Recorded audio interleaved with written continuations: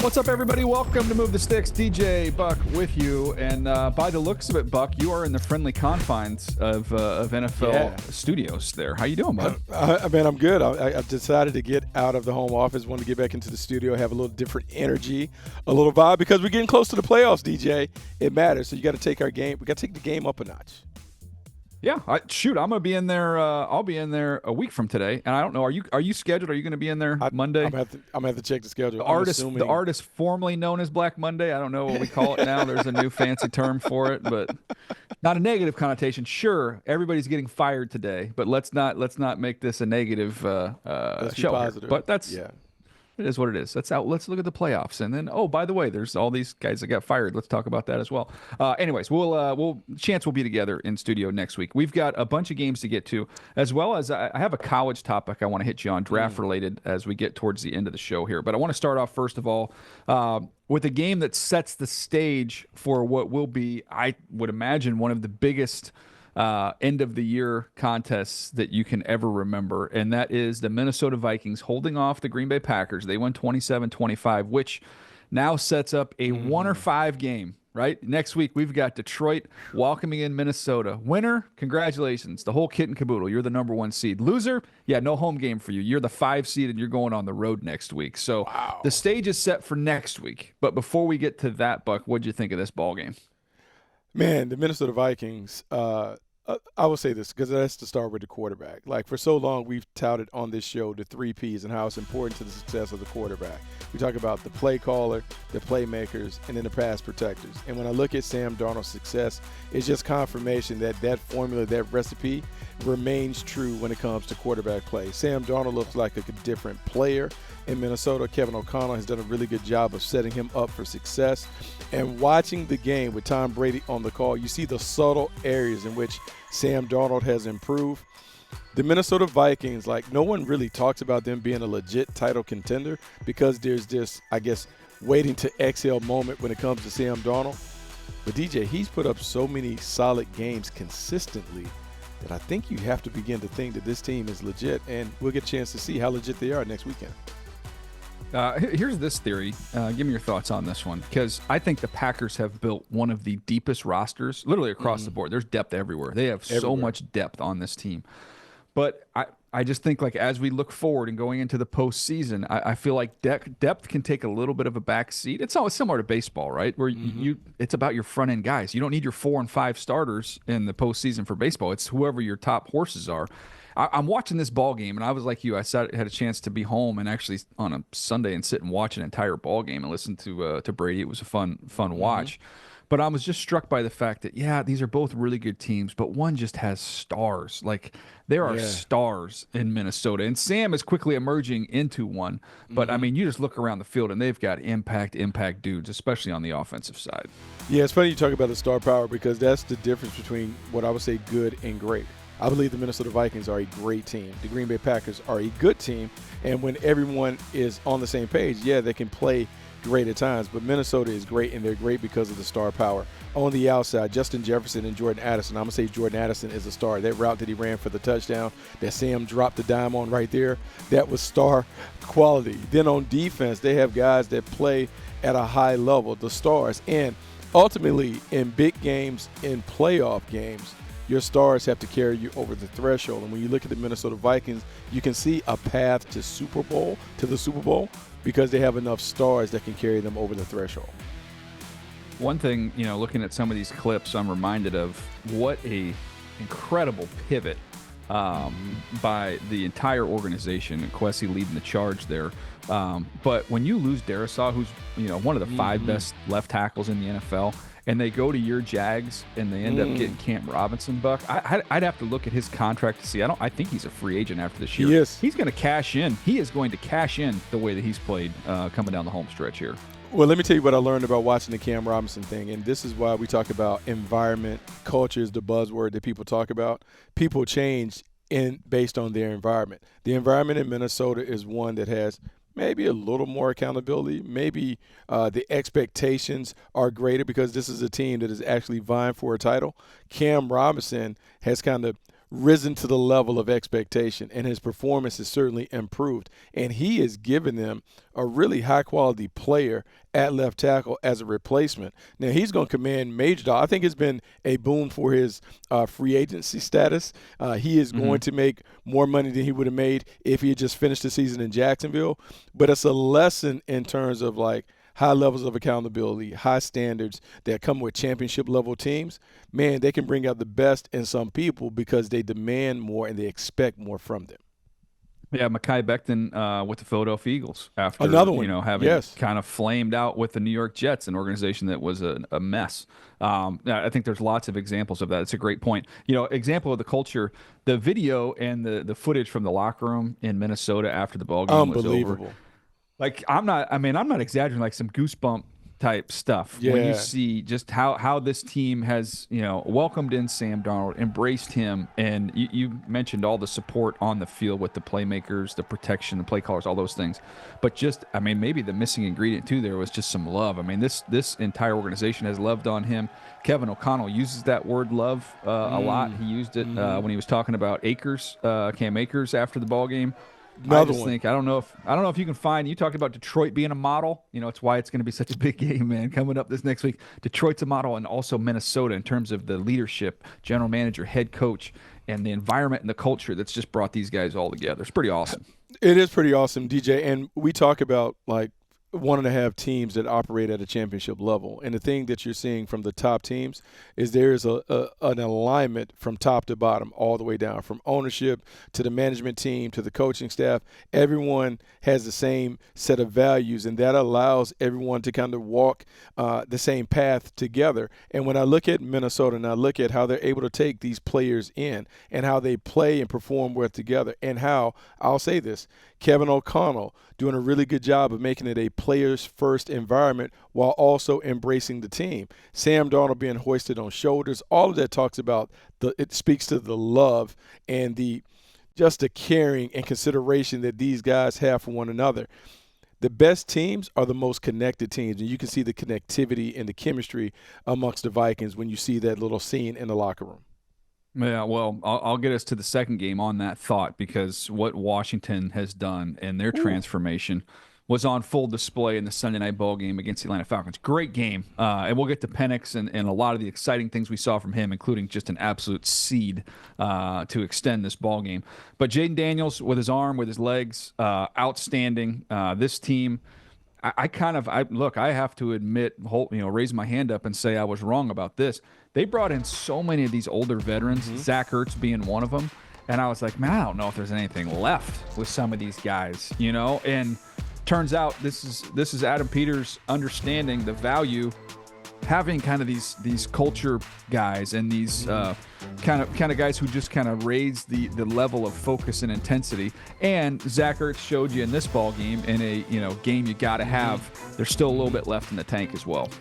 Yeah, DJ, I think it comes down to relationships, and that might be the theme of 2024, the importance of relationships and team building. You think about Zach Ertz and having spent time working and playing under Cliff Kingsbury, so Kingsbury can vouch for him. You think about Bobby Wagner and Dorrance Armstrong and some of the guys, Dante Fowler coming over from the Dallas Cowboys because Dan Quinn has a relationship with them.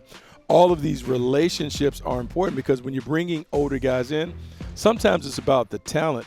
A lot of time it's about the teaching, in terms of them teaching the younger guys how the culture is supposed to be, how you're supposed to prepare and play as professionals. All of that stuff goes. But let's be real. They knocked it out the park with the quarterback, Jaden Daniels. The maturity, the leadership, the poise, the playmaking, all of that combined with the veteran leadership has helped the Commanders reverse their fortunes in a quick turnaround under Adam Peters and Dan Quinn. Yeah, we've seen some, awesome rookie performances at quarterback the last few years. C.J. Stroud last year was incredible, what he accomplished. I would say with Jaden, because of what he can bring with his legs, he's brought that same level of poise and like the low heartbeat in the passing game. But then, by the way, he can run for 100 yards if you need him to. And on key third downs, you've got a playbook that's 5 inches thick that you can go to, including an under center quarterback counter, which I don't know if I've ever seen that. Unbelievable, right? Unbelievable. fake an end around, and they ran quarterback counter. I was like, jeez. But that's when you know, like a player like that expands the playbook, man. He does expand the playbook, and Cliff Kingsbury's done a really good job of putting him in situations where they're able to run it. But I feel like very similar to the way Lamar Jackson runs, I feel like all of the runs that Jaden takes on are kind of protected runs, meaning he always has a convoy with him, he always has an escort, or he's near the sideline, and you don't really see him take a wicked shot. Lamar Jackson has a sixth sense when it comes to not taking a big hit. Jaden Daniels has some of that, and I was worried about that watching him come out of LSU. Kingsbury, that offensive staff, have done a really good job of really taking advantage of I would say, an underrated skill that he brought to the table. It's one of the reasons why the Commanders' offense is really a headache to defend, and it's only going to get better as they continue to surround them with A-level players. Yeah, he took some blow-up shots in college. Yard sale type shots. Yes. Yeah, he's taking those, man. And the other thing is, I brought this up in the draft process, was one of the things about that, and I said it with Bryce Young too, because people were worried about his size and how he hold up. I'm like, look, I put like clips together and showed all these huge shots that they took where there were no flags in the SEC. I'm like, look, SEC is has proven itself. It's been the best conference. It produces the most players. It is a more physical brand of football in the SEC than it is in the NFL. People go, that's crazy. They're bigger, faster, stronger than the NFL. I'm like, yeah, the referees, the officials don't protect them in the SEC like you get protected in the NFL. So a lot of those blow-up shots he was taking, which would have been flags and in some cases maybe even ejections in the NFL, these NFL players are pros. They've been trained. You don't get as many of those type of hits. So that's one thing. The other thing I would say is this is going to age well. A lot of times you get quarterbacks that can run like Jaden. You're like, okay, well, once the legs go, what are you left with? No. He can win from the pocket. He can read things out. He can get it through progressions. This is just a nice bonus he has while he's young. And when he gets older, he's going to be able to beat you right in the cockpit. He's not going to need his legs. So he's an exciting player, man. Yeah, exciting player, and you can already envision the many iterations of the Commanders' offense with him at quarterback. You can see them transitioning from what they're doing in the gun to being a more under center offense and using the stretch bootleg combination stuff as he gets older. What we love, and we've said this because I think Brian Billick has said that what I want is a quarterback who's athletic. I don't want necessarily an athlete who's playing quarterback. And there's a subtle difference in that because Jaden Daniels is a quarterback who can do all the things that you want to see from the pocket, but he gives you the bonus athleticism that allows you to utilize him in the run game. That's the way the game is trending, and we're seeing more and more of those guys kind of make their way into the league and have a lot of success. I'm gonna need our guys to go through the archive and find the XO of Penix when he was coming out that I did when he was going through the draft, because the throw that he made against Texas in that semifinal game, you remember it was an in cut, and it was like that ball. I mean, it was 3 feet off the ground. It was just an absolute seed. It was the same exact throw. It was a little different route. But the same exact throw in this one to tie the ball game late to Kyle Pitts, where that's stuff to get excited about, because that is elite arm strength there from Penix. DJ, now I can say this because I had a little preview. The Jaguars played the Falcons in the preseason, and though Michael Penix didn't play, you had a chance to see him work out. And to just say the ball spins differently, it jumps off his hand differently than Kirk Cousins, you could feel that. And what I'll say, like, it was a late move to give him the starting job at this stage of the season, but you could see why they felt like it would give their offense more juice. Welcome back to the party, Kyle Pitts. Appreciate you showing up because Michael Penix can get you the ball. Look at Drake London making plays. Oh, Darnell Mooney, we're going to push it down the field to you. And even though the completion percentage wasn't exactly what you wanted, there are enough flashes for you to get excited about if you're an Atlanta Falcons fan and if you're in the Atlanta Falcons coaching staff. There are some things that you can do to really take this offense to the next level with Michael Penix under center. Yeah, the exciting thing to me, and we talked about it previously, was they got a solid offensive line. Continue to invest in that, because if you can give him protection and allow him to get the ball vertical down the field, and I'm talking about you can run old school, like 1990s era comeback, yes. Buck. Back from when you remember that. I mean, DJ, he threw it like that last drive when they needed one. It was third and something. He threw it like a 15-yard comeback right on the boundary, and I'm like, man, that's a smoking throw. And having Bijan Robinson, Like what it does is there's the comfort of always being able to run the football, but it's also Bijan Robinson. He missed him on a slant and go. And we talked about Bijan Robinson being one of these 7-on-7 running backs that is a running back, but really he's a wideout on the perimeter. Like you can just see the imagination and the creativity that Zach Robinson wants to put on this playbook with the pieces that he has at his disposal with this kind of quarterback available. All right. We've tracked down the XO Buck because I got to show you this. Do you remember this? Because I know you've seen this before, but I'm just watching this. These are these throws against Texas. So the first one is just that, deep post where he kind of puts a bunch of air underneath it. There's some examples of him moving around in the pocket. Again, this Texas game showed you kind of everything you needed. Then another absolute missile to Roma Dunze. Can drop the ball in the bucket over the top. Yeah, just a beautiful ball. But this is the drive throw that we saw for the game winner. This is the exact same looking throw. Look at this throw. Boom. Buck, it beats the help defender. Like it's just an absolute seed. It was the same exact thing. So I don't know. I always find it fun when you're watching these guys play in the NFL field and you're like, well, how does things translate? Well, I saw that exact same throw work in college, and guess what? It works in the NFL too. Man, you talk about an exciting time to see some of these young quarterbacks. Jaden Daniels and those guys go at it. Jaden Daniels, Michael Penix, seeing them play in a primetime game and really play up to expectation, even though Michael Penix didn't have a lot of experience. I'm saying, man, the Atlanta Falcons, you have to be excited about it. You got to figure out a way to get into the postseason tournament because I want to see more of Michael Penix in this offense. Yeah, there's a chance we might have to wait. I might have to wait for next year on that one. But it makes the offseason a lot more fun. Knowing you can build around him, and then they'll move on from Kirk Cousins to see where he lands next. That win, by the way, it helped clinch. I shouldn't say it gave because that implies that the Rams didn't earn it. The Rams have played great football, and now they can say that they are the champions of the NFC West. They won kind of an ugly street fight game against the Arizona Cardinals, but that win combined with what we saw in that game and Washington winning, now the Rams have won the NFC West 9-2 since the bye week, Buck. DJ, I want to stand up and give Sean McVay a standing ovation for the coaching job that he's done the last 2 years. His teams have stumbled out the gate, but somehow he's been able to keep it together. This team started out 1-4, had a losing record at the bye week, but he found a way to get them back on track.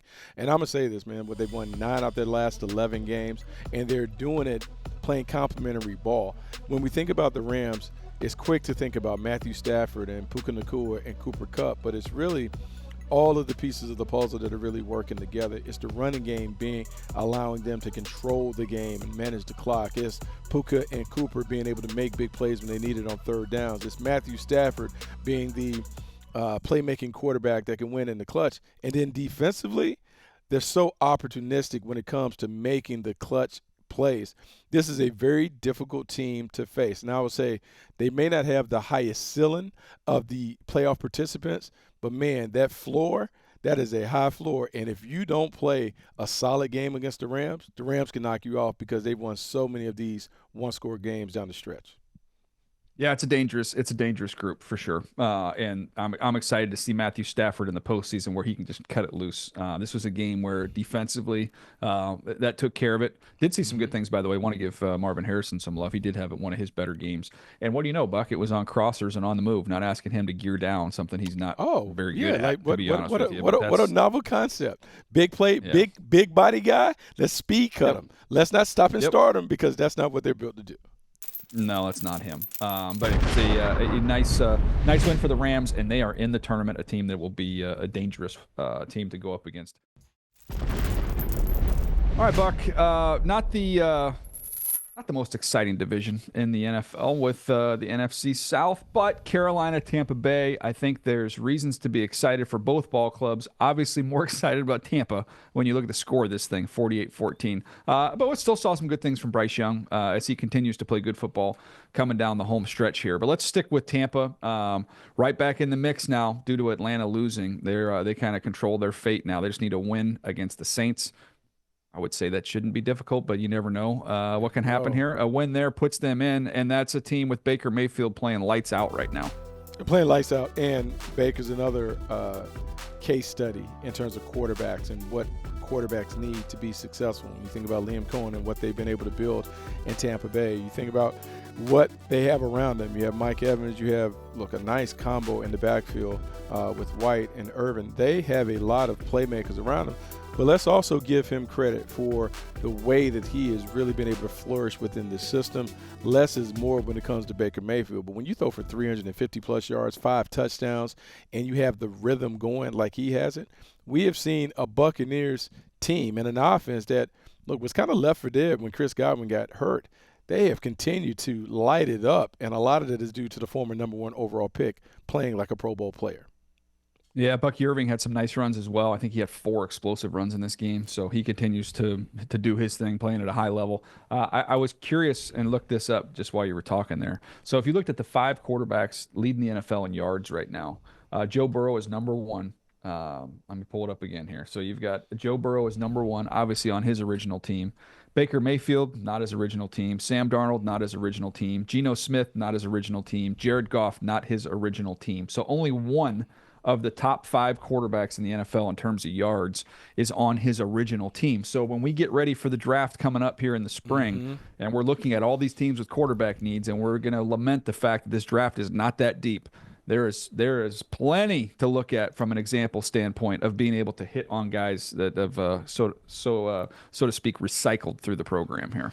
Yeah, it's about finding the right fit, and you have to understand exactly what you're looking for, and you have to have an adaptable system that can work with various quarterbacks in terms of various playing styles and those things. Sam Darnold and Baker Mayfield having success, to me, goes all the way back to an old thing that used to be talked about in Green Bay when Ron Wolf was general manager, and he learned it from Al Davis.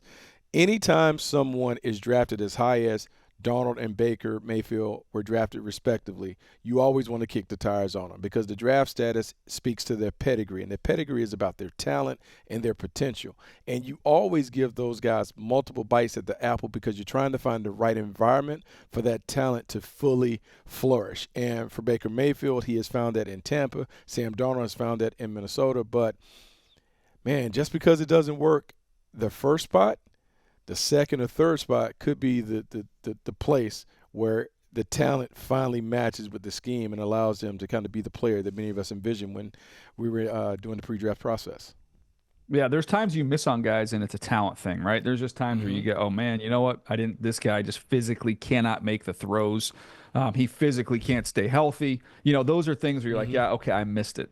And the other times, like, look, this guy's got ability, but it's not working out. Those are the guys you want to try and go find guys who have had moments. Like Baker Mayfield in Cleveland had moments. Sam Darnold had moments with the Jets. Like now you go through that whole process early on, you never had a moment, then maybe you just missed on the talent. And maybe that's somebody like Josh Rosen that just the league just kind of flushed right out of the league. So but these guys that I all mentioned, Geno had his moments. You look at Goff, obviously going to a Super Bowl showed you what he was capable of. But I think there is a formula there, talent and moments, putting those together. Absolutely, and I had an old scout used to talk about grade the flashes. Man, when guys flash and they pop on tape and they do it multiple times, like you got to grade them there because that shows you that it can be done. Now, his job as the player is to do it over and over and over again. Your job as the executive, as the coach, or whatever, is to put them in a situation where they can repeat those flashes. We're seeing that with Baker Mayfield. It has really worked for him in Tampa, and the thing about it, the mature version of Baker Mayfield gives you all of the stuff that you liked about him when he was coming out of Oklahoma, the confidence, the brashness, the boldness, but now he is doing it with emotional control, and he's also doing it while displaying the leadership that you love to see from your franchise quarterback. No doubt. Buck, this would have been 5-6 years ago, somewhere around there. I was living in Murrieta, California, and there was a big high school playoff game that was right across the street from my house. I knew they had a quarterback that was kind of interesting. That was playing in the game. So I'm like, I'm gonna go watch this kid just to see what he is. So I go out there. I'm watching the game. I text David Shaw, who's the head coach at Stanford at the time. I say, hey, are you on this quarterback from Centennial? He's big. He's athletic. Like he's impressive. And he's like, no, I think we have a shot at getting him. So long story short, he does end up going to Stanford, kind of lost track of him over the years. And then I'm just, I was watching the RedZone at this time. And then all of a sudden the Eagles popped on. I'm like, hey, Tanner McKee. That's the kid that I watched in high school. I didn't even have totally forgot he was on the Eagles. To be totally honest with you, over the years, got out there after Kenny Pickett got hurt and played quite well on a day where Saquon Barkley, racks up 2,000 yards. I thought it was kind of cool to see the success of the run game while also, organizationally, it's a little bit of a, it's a little bit of a proud moment when you're down to your third quarterback and you're not skipping a beat. Yeah, that is great to see Tanner McKee. I would say, having been around Tanner McKee at the Nike opening, he was on our team, and watching him grow, and then watching him, because you wouldn't see someone 6'6" play in a system like Corona Centennial where sometimes they would run the quarterback, but he could do all of those things. And following his career at Stanford and watching him make his way to the league, you're very excited about the fact that he was QB3, but he could come in and have the success that he had. For Saquon Barkley, man, this is everything that the Philadelphia Eagles could have hoped for when they made the move to swipe their division rival's best player. Saquon Barkley comes in, puts up 2,000 rushing yards, and they still have a game to go. He does it while kind of taking over and becoming the centerpiece of this offense. We all wondered what he would look like behind a dominant offensive line. We have to wonder no more, because he is an all-timer when he's been able to play behind the Philadelphia Eagles. The Eagles have to be excited about what Barkley has done, and you rest him up, you get him ready for the playoffs. Eagles' offense looks good, and their defense is also coming along. All right, this is just a free piece of advice. Sit him next week. Chasing a record. First of all, we're in a 17-game league, league, not a 16-game league. That changes the value of some of these awards. And at the end of the records, at the end of the day, who cares? 2,000 yards. You check that box. Get rested up. You have the number 2 seed. You're not going to get a bye. You're going to have to turn around and play. Nope. So no, put those dudes on ice. That would be my advice there. Well, I think they've already let us know they're going to put him on ice, because as soon as he got over the 2,000-yard mark, here we go.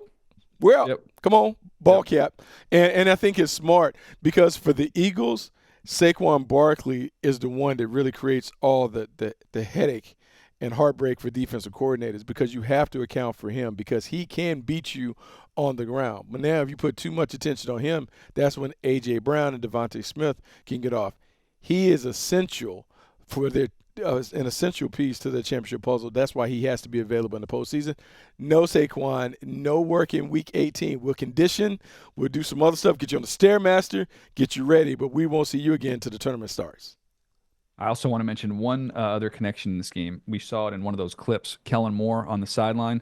Kellen Moore, member with the Dallas Cowboys. Coach McCarthy wanted to take things over, so Kellen Moore goes. He goes to the Chargers. Up and down there. Then comes the Eagles. Now they're 13-3. He's got a 2,000-yard rusher. He's shown that he can work with 3 different quarterbacks to find a way to get the job done. He's done a really, really good job. It was just interesting seeing him on the same sideline with the sideline playing against the Cowboys. That had to be a little bit of a sweet moment for him as they clinched the number 2 seed. Well, give him credit also, because, DJ, like the running game, everyone always would talk about Kellen Moore and the passing game and the creative shifts and those things and how he really helped Dak Prescott play well and that stuff. But the running game and his ability to adapt and to bring some things in that weren't really within his comfort zone, he has been able to find a way to unlock Jalen Hurts the last part of the season, getting back to the running game. What he was able to do with Saquon Barkley, not only as a runner but as a receiver, the growth that he has shown, I think it puts some more shine back on his name as we begin to think about who could be available in the coaching carousel as a potential head coach. Denver, Cincinnati, what a game. I'll give you the scene. I'm on the Chargers plane. We're flying back that long flight from New England. And long flight. That game is on the headrest. So we had live TV on this flight. So everybody in the whole plane's watching it. And it's a fun experience to be with a team who is somewhat impacted by this game, right? Because the Denver Broncos lose. That is an interesting one to keep an eye on. But more importantly, it's Cincinnati winning, because Cincinnati now has everything to play for next week against Pittsburgh. They have a chance to still get into the postseason. So if somehow Cincinnati were to beat the Steelers next week and the Chargers beat the Raiders, the Chargers would go to the 5 seed instead of the 6, which would mean going to Houston instead of potentially going to Baltimore. So anyways, I know you've been on those planes too, Buck. It's always fun when you're on there and people are reacting real time to something that could impact them. Yeah, real time, and Joe Burrow certainly gave them a lot to react to. And, DJ, I'm going to say this, and my little piece of advice to Mike Brown and Cincinnati Bengals, keep them both. You got to find a way to keep T. Higgins and Jamar Chase. And I know we don't like to commit so much money to one position. But, man, when I just look at the combo and how good they are on offense – no, not how good they are. How great they are on offense with elite. Joe Burrow, T. Higgins, and Jamar Chase. DJ, we've talked about this. Sometimes, man, you just want to be great on one side of the ball and you'll figure out the other side of the ball. I know this. I know if the Bengals can figure out how to start the season a little faster, their offense is good enough to get them in the tournament and make them a pain in the neck to play. Find a way to pay the money. T. Higgins, Jamar Chase, both of those guys can go bonkers at any point. And with Joe Burrow playing point guard, this team has a puncher's chance against anybody because the offense is that good. Yeah, the challenge is going to be, can you get in? And now you've got a Denver team that they lost this game, but they played well. Bo Nix, I thought, was one of the more impressive games. He made some unbelievable throws in this game. Excited to see, where he continues to go in his development. But next week they're going to play a Chiefs team that's going to be sitting guys. So it's going to be Bo Nix up against Carson Wentz and whoever else Kansas City wants to roll out there for the Broncos to get into the postseason, which would be a heck of an accomplishment, man, with these rookie quarterbacks finding their way into the postseason. Washington, if Nix can get it done, put them in there as well. And Penix is still, they're hanging around there as he's gotten that starting job. They're a potential team. So I always think that's cool when you have young quarterbacks, really young quarterbacks, and you're having some success. And I thought he played his butt off in that game.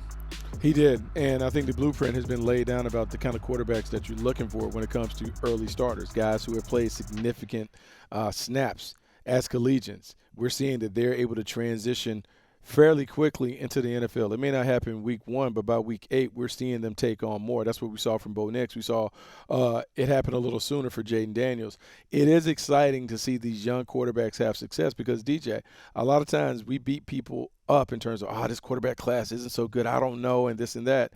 But time and time again, some of these young quarterbacks are showing, hey, in the right environment with the right coaching, they can have a lot of success. I think experience is critical, though. Yeah, I think that's a great point, man. Just how much have these guys seen and experienced? It's going to give you definitely give you a leg up at the next level. All right, Buck, it is time for Cruising to Victory, presented by Royal Caribbean. And this was a game I was at. The Chargers just absolutely mauled and hammered the New England Patriots. And that's another sign of a well-coached team. And we said about Jim Harbaugh all year long. Beat the teams you're supposed to beat, and in this case, don't make it particularly close. Yeah, don't mess around. Go right to him. And it is very reminiscent of how his teams would take care of business at Michigan. The Chargers step into a team they're clearly better than, and they didn't mess around. They were focused. They were locked in, and you saw it in the way they efficiently carved up the Patriots. Offensively, I can't say enough about Ladd McConkey. And Ladd McConkey having 1,000 yards, Ladd McConkey just working people over. But it's also the other people in the passing game that are able to get down. It's funny because you've seen it up close and personal. You've seen more talented Chargers teams not have the level of success that this team has had. And a lot of it is Jim Harbaugh, the standards and expectations, and the way that they're executing the game plan. Just a really good team, a really smart team that is playing well, but playing within themselves when it comes to understanding who they are and how they need to play to win games. And also J.K. Dobbins being an X factor. I mean, he showed you kind of had his value getting him back in this ball game. I thought they might really ease him in, but they gave him a good load. He was physical. He ran well. He's excellent in pass protection. He can catch the ball if you need him to out of the backfield. Getting him back's big. Stone Smart is a name to keep an eye on, who they've used more and more as a tight end, over the last month or so. He's helped provide some more weaponry for Justin Herbert in this offense. Darius Davis catches a touchdown second week in a row, who's got some real speed, has found a role here. So I think with a first-year coach with a new team, and Jim Harbaugh getting a chance to learn this roster, Greg Roman learning this roster, I think they're now getting to the point now where you're starting to see them, okay, they've figured out how to use these guys and maximize what they do. And Justin Herbert, this is a crazy thing, Buck. His stats won't show it. I think he's playing as well as he ever has in terms of elevating the guys around him, not having those familiar faces that he's had for his entire career with Keenan Allen, Mike Williams, Austin Eckler. But I've seen him lift all these guys up. The guy's not going to make the Pro Bowl. And I'm thinking about it. I was thinking about it the other day. I don't even know if Patrick Mahomes is going to make the Pro Bowl this year, because you're going to have three quarterbacks. You've got Lamar Jackson, Joe Burrow, and Josh Allen, I would think, are going to be the three, which is crazy to say because I think we would all agree Patrick Mahomes is the best player in the NFL, and Justin Herbert's playing as well as he ever has. Long story short, the AFC quarterback situation is loaded.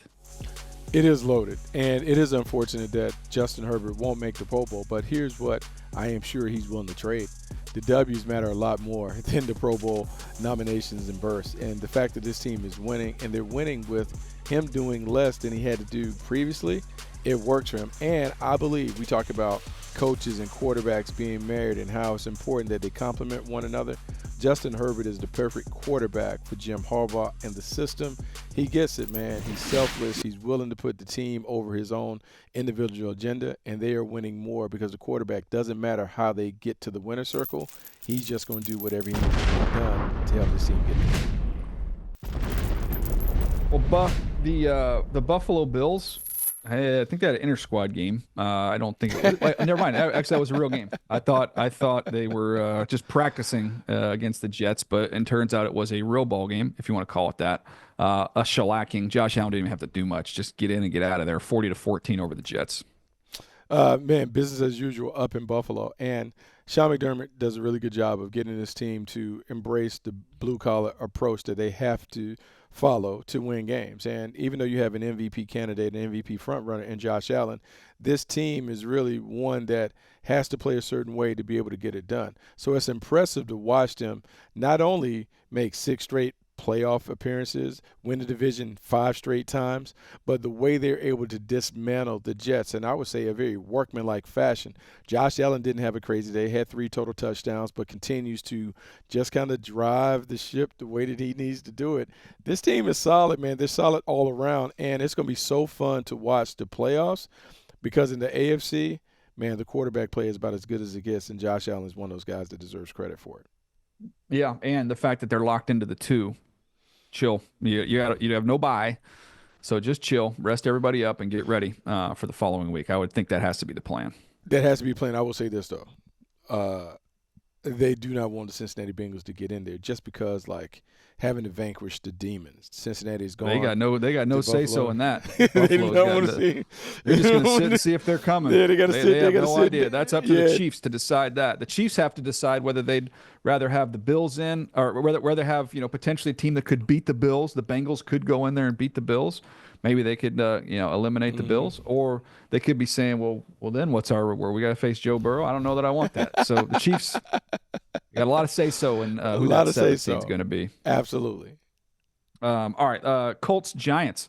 Giants said first overall pick. Not interested. We'll go ahead and take this one. Malik Neighbors went off. I think he had 5 explosives, and some of them were quick hitters, run after catch. He's dynamic. It's going to be a fun toy for whoever's playing quarterback for this team next year. But whoever's playing quarterback for this team next year might not be, one of those top quarterbacks, depending on how the draft shakes out. But they fall, I believe, from 1 to 4 now in terms of draft pick. And then on the other side of it, the Indianapolis Colts. They're done. They are out. No postseason for them. A team that's stuck in the middle, Buck. I don't know what else to say. I mean, they're just kind of mired in mediocrity right now. Yeah, they're stuck in the middle. First, I want to touch on the Giants thing, and I think everyone has to understand, coaches and players, man, they don't worry about those draft picks, man. You're Brian Daboll, and you've gone, 10, 11 weeks without winning a game. You just want to get a win. And I think what his post-game comment said and revealed is telling. He talked about, man, when you get good quarterback play, you always have a chance to win. And so Drew Lock played well. It gave the Giants a chance to win. You can say the same thing in reverse in terms of the Indianapolis Colts. They put a lot of their hopes and dreams into the Anthony Richardson basket, and they haven't been rewarded for going all in on a talented prospect who's not quite a polished player. And they have to make a decision on how can they go forward with Anthony Richardson at quarterback. How can they get him going? Because when I look at the roster and I look at the team is solid enough to be a perennial playoff team, but they're not good enough at quarterback yet. That's going to be the mission in the offseason. Can they get Anthony Richardson ready to play if he's going to continue to be QB1, or are they going to have to find someone else that can give him a little competition for their QB1 job?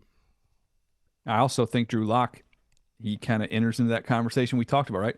Tools and flashes. Yeah. He's got tools. He's shown us flashes.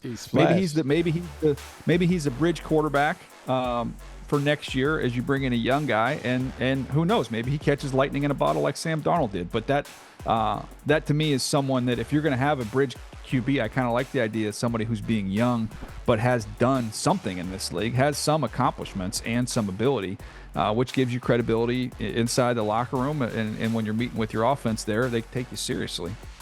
Yeah, look, he's always one of my favorites since meeting him as a teenager, man. I Put love that watching him backpack on, play. Buck. Put the backpack on. He got a little swagger. He was able to put it together. But I think he got the memo.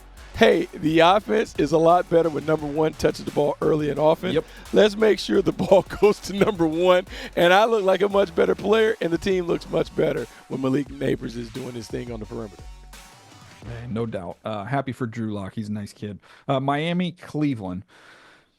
Not a pretty game here. 20-3 Dolphins. Everybody. I was laughing because everybody was clamoring for Jameis. They're like, look, and that's my phrase that I've always had, Buck, which is, hey, can't be bad and boring. You can be bad and fun. You can be good and boring, but you can't be bad and boring. And without Jameis out there, they're extremely boring as well as bad. I mean, he gave you, look, he'll throw you in it. He'll throw you out of it. But the one thing he's going to do, he's going to keep throwing it. And this offense has more juice when Jameis Winston is there. I think the bigger news that came out is the contract restructure that they're going to do for Deshaun Watson that guarantees that he's going to be there in 2025. The Cleveland Browns are at a crossroads because how do they figure out how to build the team and get this team back up and running with a quarterback who hasn't played great for them while he's in there, off injured, inconsistent, but they're really still trying to hitch their wagon to him. How do they do it? How do they pull it on? And how do they have a backup plan? What is plan B? If Deshaun Watson doesn't play well next year, what is plan B? Can you get a young quarterback to challenge him? A lot of questions, a lot of things that have to be resolved in the offseason for the Cleveland Browns. As of right now, the Cleveland Browns hold the third pick. So they could stick and pick and potentially maybe get a quarterback. Or you want to get froggy. The New England Patriots up there with the first overall pick who already have a quarterback, so they're in striking distance if they love somebody. I don't know this class has one of those guys. For me, it's Cam Ward as we sit right now as the top guy. But the hard thing would be, gosh, you want to pair up Deshaun Watson with a cheap starter, but you also, just because of how much money you have in that position, you don't want to forfeit draft picks because you need more cheap starters to go along with that, which is going to lead us to having the inevitable offseason discussion about what do they do with Myles Garrett. But that's another topic for another day. We will save that one. File that one away, Buck. We'll have that conversation a little on down the road. It's time for Monday Night Football preview presented by Hard Rock Bet. And, Buck, in this one, we have really a tale of two seasons here. The 49ers, anything that's gone wrong has gone wrong. And the Detroit Lions, everything has gone quite well. Everything in front of them right now, holding the number one seed. If they can win this ball game, beat a very, very tough opponent next week in the Minnesota Vikings, they would be the number one seed in the NFC. No, a lot of in front, a lot at stake in this game. I mean, not really a lot at stake because next week will determine whether you win and secure the number one seed or not. But this still has to have like a little personal thing for the Detroit Lions. I felt like they gave away a game last year in the NFC Championship game where they were dominating the 49ers early and didn't finish it. I think it's very easy for Dan Campbell to get his team motivated to kick a team while they're down. And they have an opportunity to kick the Niners while they're down and sharpen their tools to get ready for a tough postseason gauntlet. Look for the Lions to play well, but also look for them to see how they can expand what they're doing without having all their weapons available maybe early in the postseason, particularly David Montgomery. Let's see how they get Jahmyr Gibbs involved. Let's see how they continue to lighten the load maybe on him while getting some others involved in the running game. We know what they can do at the passing attack, but the Detroit Lions are really special because they've been able to run the ball effectively with two backs. How do they make up for what is lost when David Montgomery's on the sideline? Yeah, I would say for another team, another coach, maybe you almost kind of use this as a mini bye week to get ready for next week, considering no matter what happens in this one, you still control everything going into that matchup against Minnesota. And it's a short week. You lose a day. I just don't think Dan Campbell's wired that way. So I do not see that happen. I see them putting their best foot forward, see if they can jump on the 49ers early in this ball game, and maybe you can get some rest on the back end of it. But a game that, to me, everything does point towards the Detroit Lions keeping that momentum alive. One other topic I wanted to hit you on before we get out of here, because I was traveling, doing the Charger game and traveling long flight home, and I'm on the flight and I'm like seeing Cam Ward trending, and I'm looking at people losing their minds Yeah. because he did not play in the second half of a ball game. He tore it up in the first half in their bowl game, doesn't play in the second half. They go on to lose. It doesn't sound like Mario Cristobal did him any favors by not really giving an answer after the game on whether this was the plan or not. I don't know all the particulars in terms of was this communicated ahead of time. I'm imagining it was that there was there was a decision made there collectively.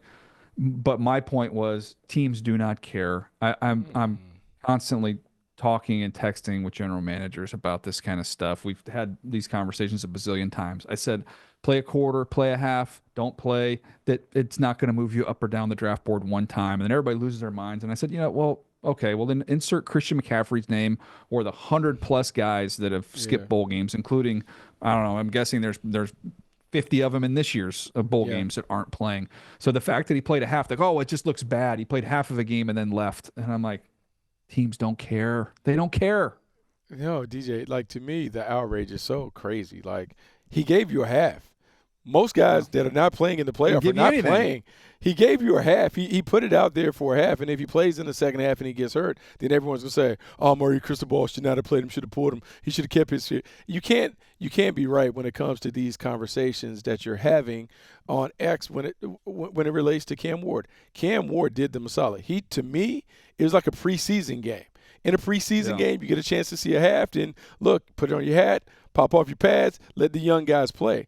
There's nothing that was going to change Miami's trajectory if Cam Ward plays this. They win the Pop-Tart Bowl and what?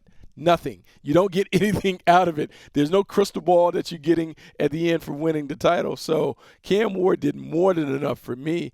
In fact, I would say that he took advantage of an opportunity because on a day when he played and Shedeur Sanders played, you had an opportunity to do a comparative analysis. And the impressive flashes that Cam Ward put on in the first half certainly resonates because that's the lasting impression that evaluators will have until we get to the combine. You know what? Hey, I tore my Achilles. I can't do anything in the spring. I might miss the beginning of next year, but I got a toaster trophy, so it was worth it. Stop. It doesn't make any sense. I don't understand the outrage. I really don't.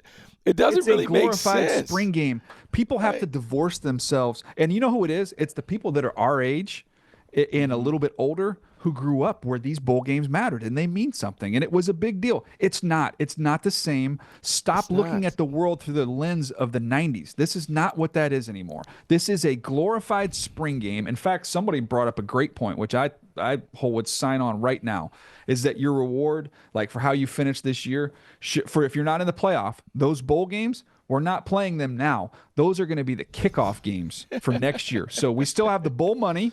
Everybody still gets all their money, but that will be your opening game, which will count next year, and it would be a huge neutral site game.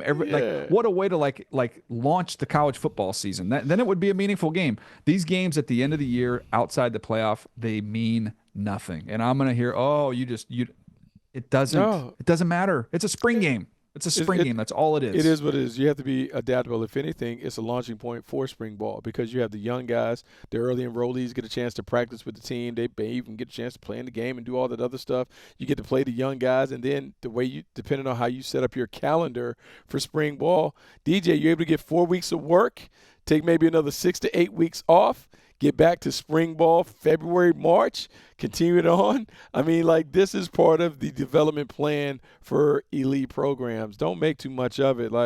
As scouts, no one cares. We don't care. It's fine. He played a half. I got a chance to see him again. But if I like Cam Ward, there's nothing that he did in walking off the field that made me not like him. If I like the talent, I like what he's shown throughout his career and his time at Miami, I'm good with Cam Ward. And that being said, I respect Deion's approach that he took, which was our guys are going to play. And he set that tone from the top. And they had, a culture change there. And that was the message he wanted to send, including with his son and Travis Hunter. Now, they got their brakes beat off them by Kalani Sitake and BYU. Oh, man, that was not fun.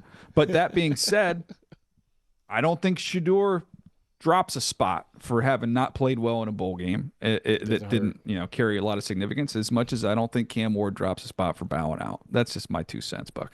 No, man, I looked at outrage. I was like, I can't believe. But I feel like this is where we're at right now, DJ. Like, people mad about the college football playoff. Oh, Indiana, SMU, they shouldn't have got in. Like, hey, man, can we just enjoy the fact that we got ball at this time of the year? We're going to see some of these top games. It is what it is. Like, just enjoy it. I don't know why we can't enjoy the good things. We always have to pick it apart. I'm fine with all of it. No. The college football playoff, you don't see guys bowing out. Those are meaningful games and games that we will recap right here on Move the Sticks. Appreciate you guys hanging with us. Tons more coming your way as we get to the good time of the year. College football playoffs, NFL playoffs. It's the good stuff. We'll take care of you right here on Move the Sticks.